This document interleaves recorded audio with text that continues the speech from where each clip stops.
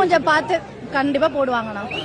அவர் விட்ட மேனிஃபெஸ்டோ பாத்தீங்களே, செம்ம இம்ப்ரெஸ் ஆயிட்டேனா. இது வரைக்கும் யாருமே எல்லாம் பாருங்க, நான் 8000 ரூபாய் கூப்பன் தரேன், நான் 10,000 ரூபாய் தரேன் தான் சொன்னாங்க. அதெல்லாம் அந்த சீனே கிடையாது. விஜய் கூட 2500 நான் கொடுக்குறேன் உதவிக்காக அப்படின்னு. ஆமா, நீங்க தப்பா. ஆனா அவர் என்ன தெரியுமா சொல்றாரு, மக்கள் பணத்துல இருந்து கொடுப்பேன்னு சொல்லல, ஏன் பணம், நான் ஏன் பணத்தை தரேன், மக்கள் பணம் எனக்கு தேவையே கிடையாதுன்ட்டாரு அவரு. அவர் தானா நீங்க தற்கூரின்னு சொன்னீங்களே. சரிங்க, இன்ன வரைக்குமே அவரோட பணத்தை தான் எல்லாருக்குமே செஞ்சிருக்காரு தவிர வேற எந்த ஒரு பணத்தையோ ஏமாத்தியோ இல்ல திருட்டு வேலை செஞ்சோ இல்ல ஊழல் பண்ணி எதுவுமே பண்ணி இன்ன வரைக்குமே அவர் எங்களுக்கு கொடுத்தது கிடையாது. அவர் கஷ்டப்பட்டு பிலிம்ல சம்பாரிச்ச சம்பாத்தியத்தை மட்டும் தான் இப்ப எங்களுக்காக செய்யறாரு.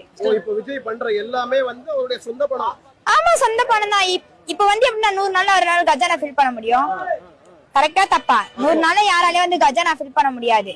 அப்படி இருக்கும்போது அவரோட சொந்த பணத்தை தான் நமக்கு செய்யறாரு. கவர்மெண்ட் பணத்தை ஒரு பைசா தொடலன்னு இது வரைக்கும் அவர் ஒரு பைசா தொடர.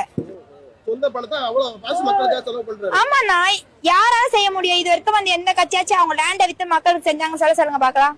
யாராலுமே சொல்ல முடியாது. இதுக்கு முன்னாடி அந்த ஸ்டாலினும் சரி, அதுக்கு முன்னாடி இந்த ஜெயலலிதாவும் சரி, மக்களோட பணத்தை தான் மக்களுக்கு செஞ்சாங்க. யாரும் அவங்க சொந்த காசை செய்யல. என்ன சிஸ்டர் செஞ்சாரு லேண்ட வித்து?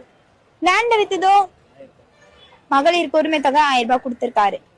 அப்புறம் பெண்களுக்கு சிறப்பு பாதுகாப்பு படை அதை செஞ்சிருக்காரு. அதை தாண்டி இப்ப போலீஸ்க்கு புதுசா ஒரு வண்டி விட்டுருக்காரு. அது போக 3 சிலிண்டர் கொடுக்குறாரு. இதெல்லாம் எப்படி பண்ண முடியும்? ஆதாரத்துடன் நீங்க இருக்குதுன்னா நீங்க நிரூபிங்கன்னு தான் சொல்றோம்.